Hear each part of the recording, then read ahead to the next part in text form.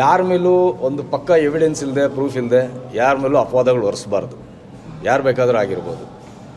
ನಿಮಗೆ ಪಕ್ಕ ಎವಿಡೆನ್ಸ್ ಇಲ್ಲದೆ, ಪ್ರೂಫ್ ಇಲ್ಲದೆ ಒಬ್ಬ ಸ್ಟಾರ್ ಮೇಲೆ, ಒಬ್ಬ ನಟನ ಮೇಲೆ ನೀವು ಸುಮ್ಮನೆ ಅಪವಾದ ಹೊರಿಸಿರ, ನೀವು ಯೋಚನೆ ಮಾಡ್ಬೇಕು ನಾನು ಮಾಡ್ತಾ ಇರೋದು ಸರಿನಾ ತಪ್ಪಾ ಅಂತ. ಸೊ ಹಾಗಾಗಿ ಆ ವಿಷಯದಲ್ಲಿ ನಾನು ತಪ್ಪು ಅಂತ ಹೇಳ್ತೀನಿ. ನಾನು ಖಂಡಿತವಾಗ್ಲೂ ಸರ್ ಹೌದು, 100% ತಪ್ಪು ಸರ್. ತಪ್ಪು ಯಾರು ಮಾಡಿದ್ರೆ ತಪ್ಪೆ, ನಾನು ಮಾಡಿದ್ರೆ ತಪ್ಪೆ, ಅವ್ರು ಮಾಡಿದ್ರೆ ತಪ್ಪೆ, ಯಾರು ಮಾಡಿದ್ರೆ ತಪ್ಪೆ.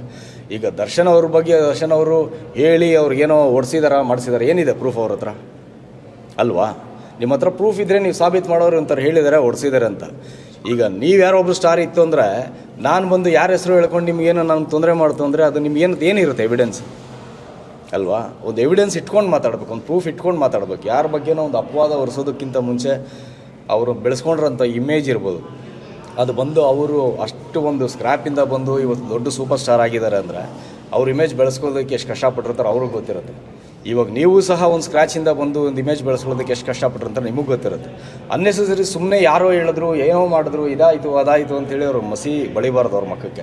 ಸೊ ಹಾಗಾಗಿ ಅದು ಒಂದು ನಿಮ್ಮ ಜವಾಬ್ದಾರಿ.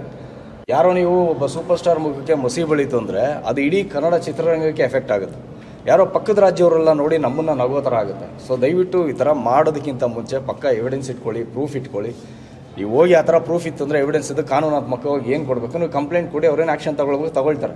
ನಿಮ್ಮ ಹತ್ರ ವಿತೌಟ್ ಪ್ರೂಫು ನೀವು ಯಾರ ಮೇಲೂ ಅಪವಾದಗಳು ಹೊರಿಸೋದು ಮಾಡೋದು ಖಂಡಿತವಾಗ್ಲೂ ತಪ್ಪು ಅಂತ ನಾನು ಹೇಳ್ತೀನಿ. ಸರ್, ಈ ವಿಚಾರದ ಬಗ್ಗೆ ಯಾರು ಸ್ಟಾರ್ಗಳು ಮಾತಾಡ್ತಾರೆ ಸರ್?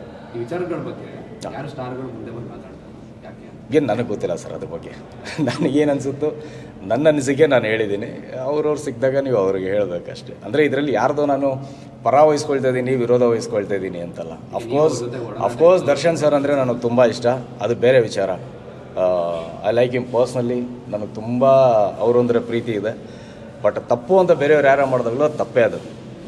ಹಾಗಾಗಿ ದರ್ಶನ್ ಸರ್ ಅವ್ರ ಬಗ್ಗೆ ನನ್ನ ಸ್ಟ್ಯಾಂಡ್ ಇದೆ. ನಾವು ಯಾವತ್ತೂ ಅವ್ರನ್ನ ಬಿಟ್ಕೊಡಲ್ಲ ಸರ್. Thank you sir.